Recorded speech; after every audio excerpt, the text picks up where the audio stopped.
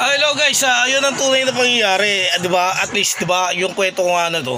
Alam mo sa totoo lang, kung sino yung nagpalaki sa akin, yun ang mamahaling ko habang panahon, 'di ba? Habang nabubuhay ako. Yan ang tunay, 'di ba? Kahit sabihin mo malaman ko yung ibang tao magulang ko. O 'di ba? O nandun na tayo pagiging magulang, pero yung sasabi pagmamahal. Siyempre andun sa nagpalaki sa akin. Siyempre sila yung nag-alaga sa akin eh. Yan ang tunay. Dapat sinasalang-alang nyo kahit sabihin mo na yung iba gaya-gaya na lang eh. Di ba yung mga balibalita sa YouTube? O di ba? Maraming naapektuhan, maraming nasisirang buhay dahil sa mga walang kakwenta-kwenta desisyon. O di ba?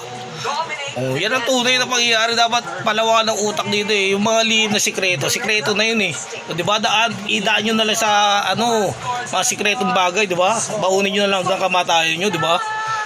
Dahil hindi naman napabayaan yung mga bata, yung hanggang pinalaki, pinag-aaral, di ba? Nakapag-asawa na, sabihin nyo pa ganun, di ba? Gaya-gaya lang.